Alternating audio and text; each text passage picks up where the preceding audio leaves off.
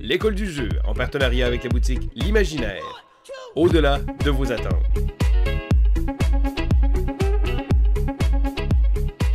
Bonjour les Castafiores, c'est Vince de l'école du jeu et aujourd'hui je vous présente un survol et une critique personnelle de l'extension de Underwater Cities New Discoveries. Cette extension vient tout juste d'arriver il n'y a pas très longtemps, je crois qu'elle est sortie à SN 2019 et elle nous est parvenue ici en Amérique du Nord un peu plus tard et j'avais très hâte de mettre la main sur cette extension-là. Particulièrement parce que j'appréciais beaucoup le jeu Underwater Cities. J'avais beaucoup apprécié la petite twist au niveau du engine building et je trouvais aussi que la collecte des ressources était très intéressante puisqu'on ne récupère pas des ressources à chaque tour de jeu, à chaque round, mais bien après un certain nombre de rounds. Donc ça, je trouvais ça intéressant. Et j'appréciais beaucoup puisque le jeu venait un peu toucher les mêmes filons ludiques que Terraforming Mars. Évidemment, ce sont deux jeux qui sont entièrement différents, je l'admets, mais on avait quand même une certaine similarité à différents niveaux. Et je trouvais qu'Underwater Cities venait vraiment satisfaire encore une fois ces filons ludiques-là. Ceci étant dit, il y avait quelques petites problématiques à mes yeux au niveau de Underwater Cities. La première était que le matériel, les composantes étaient de qualité plutôt médiocre, on va se le dire. C'était pas un jeu qui avait énormément axé sur la qualité du matériel qu'il y avait dans la boîte.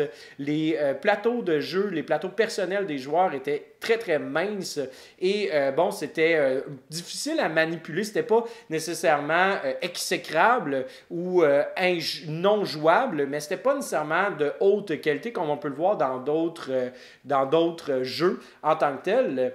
Et l'autre chose, je trouvais que le jeu ne se régularisait pas bien selon le nombre de joueurs.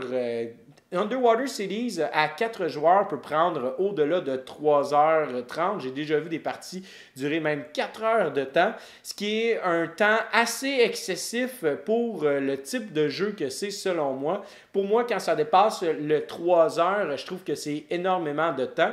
Et je trouvais vraiment que ces deux éléments-là faisaient en sorte qu'Underwater Cities n'était pas nécessairement le jeu parfait à mes yeux. Ceci étant dit, quand j'ai vu Underwater Cities New Discoveries sortir, j'avais très hâte de mettre la main dessus. J'ai essayé de m'informer sur Internet. Et la seule chose qui était disponible à ce moment-là, c'était vraiment qu'est-ce qui était dans la boîte, c'est-à-dire les nouveaux plateaux de jeu. Ah, ok, très intéressant. Donc, on vient régler un problème. Et on a ajouté des modules. Donc, on n'était pas certain de quel module tout ça ajoutait. Mais j'étais quand même très curieux et quand j'ai vu le prix, j'ai fait « Oh, OK, l'extension est environ le même prix que le jeu de base, donc je présume qu'il y a énormément de stock très intéressant. Probablement que j'avais de grandes attentes, on va se le dire. Maintenant, je vais vous montrer les différents modules. Je vais vous montrer aussi les nouveaux plateaux de joueurs et par la suite, je reviendrai avec une critique personnelle de Underwater Cities New Discoveries. Alors, tout d'abord, nous avons le livre des règles qui va nous expliquer en fait tous les différents modules que l'on a ajoutés dans le jeu. Donc, une belle clarté à ce niveau-là. C'est sûr certain qu'on a la définition de tous les différents items qu'il y a dans la boîte. Ensuite de ça, on a en fait des nouvelles cartes qui vont être présentes dans les decks. Je vous montrerai ça tantôt. Et finalement, on a l'explication des différentes cartes que l'on va ajouter. Et parlant de ces cartes que l'on va ajouter, on va parler du module Quick Start, donc début de partie rapide.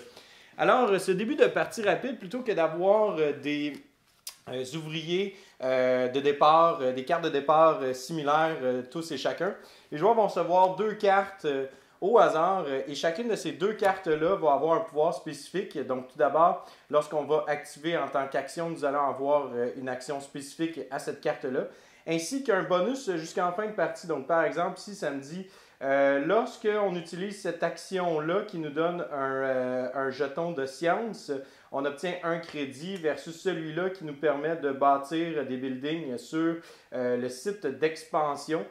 Donc, comme vous pouvez voir, donc c'est ça. Là, on va choisir un des deux. Et par la suite, nous allons aussi sélectionner une tuile qui ressemble à ceci, c'est-à-dire qu'à tour de rôle, dans l'ordre inverse du tour de jeu, Nous allons sélectionner une de ces tuiles-là en conséquence de qu'est-ce qu'on a obtenu comme carte auparavant. Donc voilà, donc on va prendre par exemple ici, ça nous dirait de débuter la partie avec une tour jaune dans le fond de niveau 2 avec un chemin déjà installé, avec 3 crédits et finalement une herbe. Et ce module-là va nous permettre de pouvoir passer par-dessus le premier tour de jeu, ce qui va accélérer un petit peu la partie.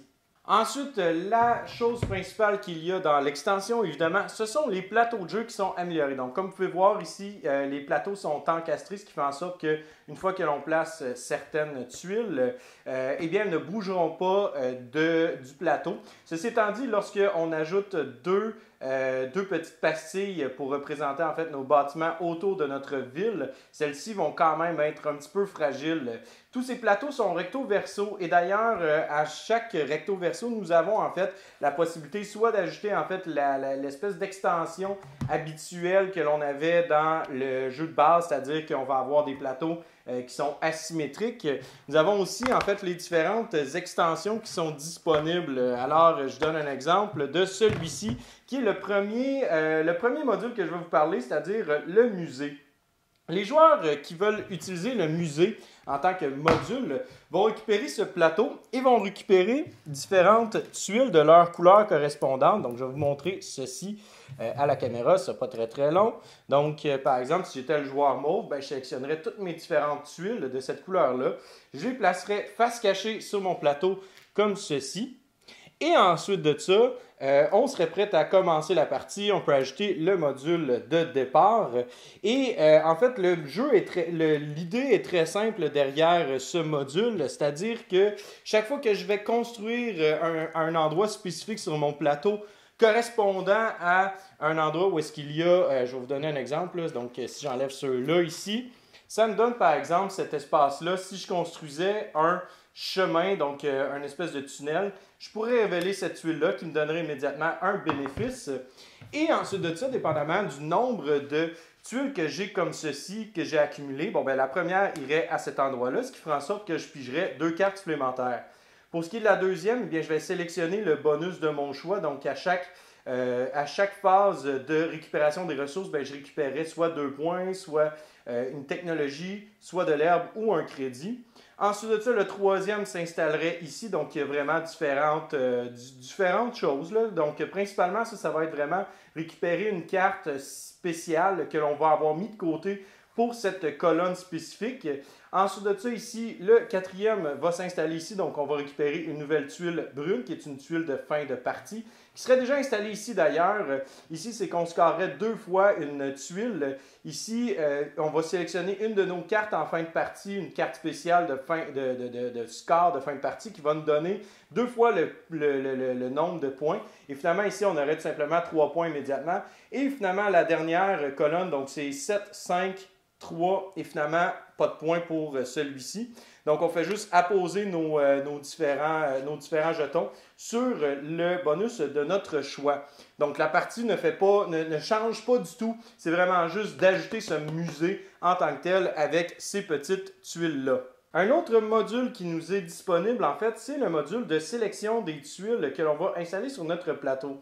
Comme par exemple, ici, je vais avoir 3 tuiles vertes qui vont être apposées sur mon plateau. Je vais en obtenir 4 d'entre elles en début de partie et je vais les sélectionner. D'ailleurs, les tuiles vertes sont des nouveaux types de tuiles que l'on peut utiliser. Plutôt que d'utiliser des tuiles bleues, notre plateau va requérir des tuiles vertes.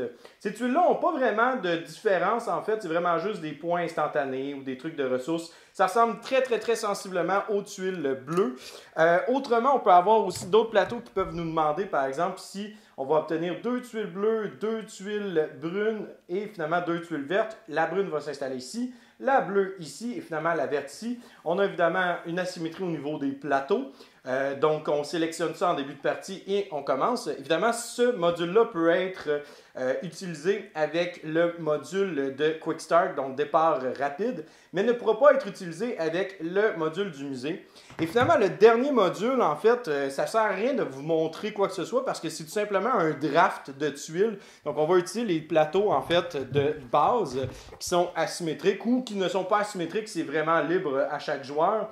Et on va sélectionner en fait, dès qu'on est rendu à un endroit, une ville bleue ou une ville brune, ben on va sélectionner la tuile de notre choix pour la poser ici. Donc on n'a pas les tuiles au départ, on fait juste simplement les drafter. Encore une fois, ce module-là peut être combinable avec le module, du Quick Start. On pourrait aussi faire une petite variante maison pour l'assembler avec le module du musée. Et tout ce qu'il me reste à vous montrer, dans le fond, ce sont les cartes. Alors, je vais vous montrer, en fait, certaines cartes. Et ça, c'est peut-être la chose qui me fâche le plus en fait, c'est pas une des choses qui me fâche le plus. Je vais vous expliquer ça dans ma critique finale. Donc, on a différentes... J'ai mélangé, en fait, mes cartes de base avec les cartes de l'extension. Donc, le petit symbole ici indique l'extension. Et comme vous pouvez voir ici, il n'y a pas de problème, donc on ne peut pas vraiment différencier, mis à part certaines cartes. Là. Donc là, c'est évident à cause de la lumière. Mais sans la lumière, on n'est pas nécessairement apte à pouvoir le voir. Donc ici, comme on peut voir, c'est une carte de l'extension. Mais je crois vraiment que celles qui sont vraiment visibles, ce sont les cartes de jeu. Et là, on va vraiment le voir à quel point c'est évident. Donc, je vais vous montrer ici. Donc celle-ci, attendez, je vais vous en donner une. Ah, voilà. Donc, ici, à la caméra, ça ne paraît pas beaucoup, mais définitivement, cette carte-là est plus foncée que l'autre. Donc, ici, on peut le voir. Là, je peux même vous le dire de façon rapide. Là. Quelle carte appartient à l'extension? Elle, encore une fois, ici, c'est la même chose. On a cette situation-là qui se répète avec les cartes ici. Donc, ces deux-là, ici, on peut le voir là, définitivement qu'il y a une différence entre les deux couleurs. C'est pas une différence qui est majeure si on n'y prête pas attention, mais tout de même, c'est quand même quelque chose qui, selon moi, aurait dû être ne pas arriver pour une extension de ce prix-là. Je vais revenir avec ça dans ma critique finale. Donc ici, encore une fois, on voit les différences de couleurs. Donc, ça ressemble pas mal à ça pour ce qui est de ce qu'il y a dans l'extension. Sinon, il y a davantage du more of the same, donc plus de petites pastilles, etc. Je ne vous montrerai pas ça parce que, on le sait déjà, c'est quoi ces pastilles-là, si vous avez le jeu de base. Donc, en somme, je pense que définitivement, la qualité du matériel, pour ce qui est des plateaux, oui, on a vraiment des très, très beaux plateaux. Par contre, on en a beaucoup trop, je pense. On en a un pour quasiment chaque module. Et ça fait en sorte que, je veux dire, on n'est pas capable de pouvoir assembler plusieurs modules ensemble pour faire une méga grosse partie de Underwater Cities. J'ai mentionné déjà la situation pour les cartes que je trouve particulièrement un petit peu fâchante. Je trouve que ça, c'est quelque chose qui aurait dû faire attention. Et sinon, pour ce qui est du reste, c'est encore une fois davantage du même. Donc, la qualité des cartes ne change pas. La qualité du matériel ne change pas. On a encore le même esthétisme, comme vous pouvez voir. Là, donc, c'est encore des cartes un petit peu avec un artwork particulier, là, dessiné comme ça. Donc, ça, là-dessus, ça ne change rien.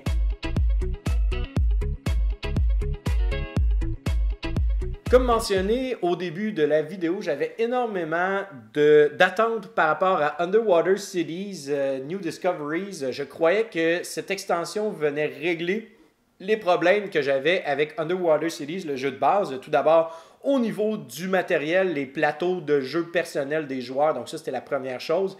Et surtout, la durée de jeu à 4 joueurs. Je m'attendais vraiment à ce qu'on vienne régler ces deux problèmes-là.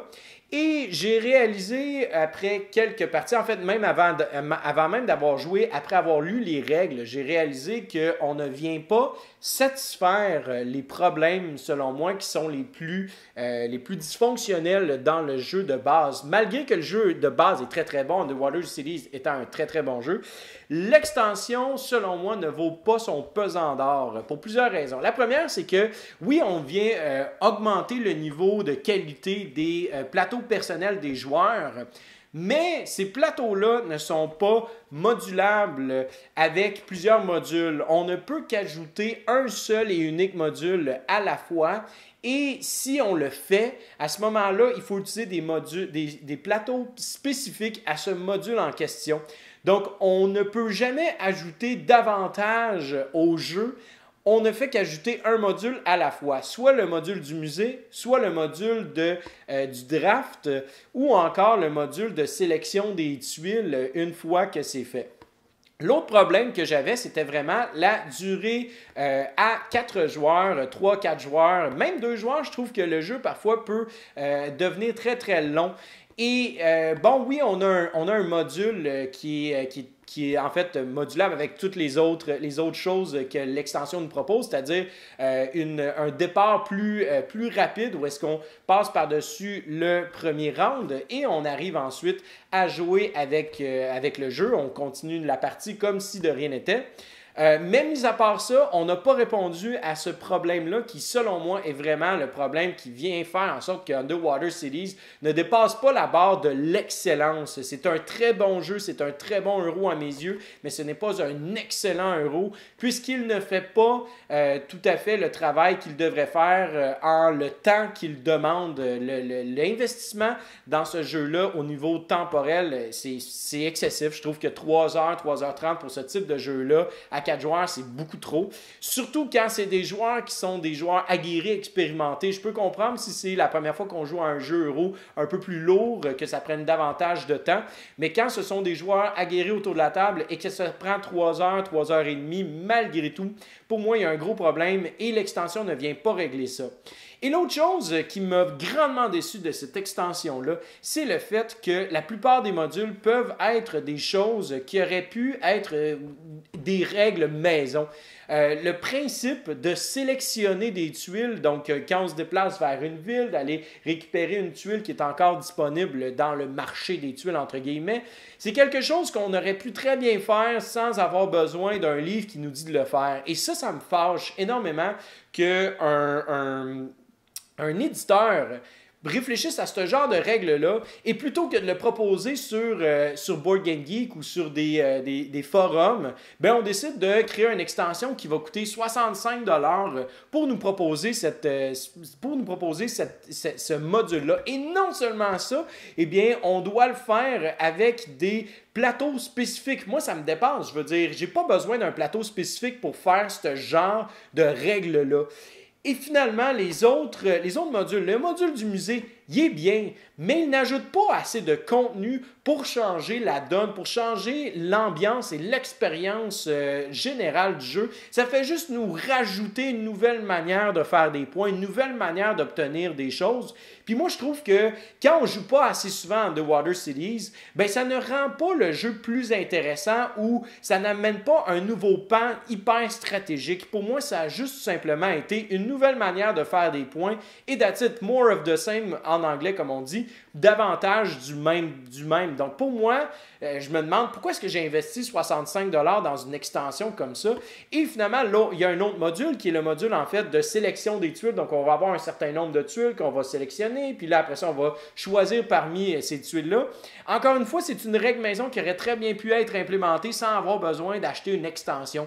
Et ça me fâche parce que je me sens privilégié de ne pas avoir investi de l'argent personnel. J'ai eu cette extension-là grâce à notre commandite avec l'Imaginaire, mais j'aurais été grandement déçu. J'aurais été vraiment frustré d'avoir investi autant d'argent pour le peu de contenu au niveau des mécanismes qu'il y a dans cette boîte-là. Oui, les plateaux de jeu sont beaux et viennent régler un problème, mais selon moi, c'était pas ça le véritable problème. Pour moi, il y avait davantage de choses à régler. Et au-delà de ça, on aurait pu amener davantage de choses dans la boîte pour qu'elle en vaille véritablement 65$. Et de toute façon, les plateaux font pas en sorte que la manipulation, la manutention est plus simple. Bien au contraire, parfois quand on empile en fait nos petits disques, ben le deuxième disque est quand même on peut quand même facilement le faire tomber si on fait un faux mouvement ou quoi que ce soit. Oui, ok, les autres pièces peuvent rester en place puisqu'on a une espèce de c'est un plateau qui est creusé, donc on peut garder les pièces en place. Mais ça ne change rien du tout à mes yeux au niveau de l'expérience de jeu. Ça rend pas le jeu plus intéressant. Et c'est vraiment ça qui m'a déçu de Underwater Cities New Discoveries. Peut-être si on était capable de moduler en fait le module du musée et le module du draft ou quelque chose comme ça, assembler tout ça ensemble, ça aurait pu être intéressant. Donc avoir davantage de stratégie, une plus grande amplitude. Mais il n'y a pas assez de matériel là-dedans pour justifier 65 $. Donc pour moi, c'est une grosse déception. Je ne recommande pas du tout d'acheter ce jeu, cette extension-là, particulièrement si vous ne jouez pas régulièrement au jeu. Si vous jouez régulièrement et que vous avez joué une vingtaine, une trentaine de parties, peut-être que ça va venir rafraîchir l'expérience de jeu, mais j'en doute encore une fois grandement. Donc, vraiment, là, je ne peux pas recommander Underwater Cities New Discoveries. Peut-être des joueurs plus aguerris qui trippent vraiment sur le jeu, qui aiment vraiment beaucoup Underwater Cities et que c'est dans leur top 3 de tous les temps. Alors oui, allez vous acheter l'extension. C'est un incontournable pour vous. Mais pour la plupart des gens qui ne jouent pas régulièrement à Underwater Cities et qui ont joué, qui ont trouvé ça bien agréable, qui ont trouvé que c'était un très bon jeu sans être excellent, l'extension ne rend pas le jeu meilleur selon moi, mais le garde au même niveau et c'est très décevant pour une extension. Je trouve que vraiment une extension devrait amener un jeu à un autre niveau, devrait amener soit more of the same, donc davantage du même, comme font certaines extensions de deck building comme Dominion ou même la nouvelle extension de Wingspan, ou encore ajouter des nouvelles choses du jeu, de nouvelles règles, des nouveaux mécanismes que l'on peut manipuler, qu'on peut jouer avec. Mais Underwater Cities ne fait pas ça du tout. Ça n'apporte que des règles maison, à mon avis, qui auraient pu être implémentées de façon indirecte. Et comme j'ai dit, le musée, c'est un module parmi tant d'autres qui ne change pas drastiquement la partie. Ça ne fait qu'ajouter de façon très minimale une nouvelle petite couche de stratégie. Donc voilà. Donc je suis vraiment désolé. Si vous avez apprécié la critique, ben écoutez, pourquoi pas, je le sais que je suis négatif, que c'est péjoratif, mais j'aime mieux être honnête avec vous que de vous dire allez vous procurer cette extension-là. Malheureusement, pour moi, je ne peux pas le faire. Si vous n'êtes pas d'accord avec moi, ben laissez-moi un commentaire et on va avoir une discussion par rapport à ça. Laissez un petit pouce vers le haut si vous appréciez au moins mon honnêteté et ma franchise. Autrement, allez vous abonner sur notre chaîne YouTube si vous aimez le contenu. Si vous désirez, si vous êtes sur Facebook, allez nous liker sur Facebook et finalement nous suivre sur Instagram. On publie quelques petites photos ici et là. Alors voilà, sur ce, mon nom est Vincent et je vous souhaite à vous et vos amis un bon jouage.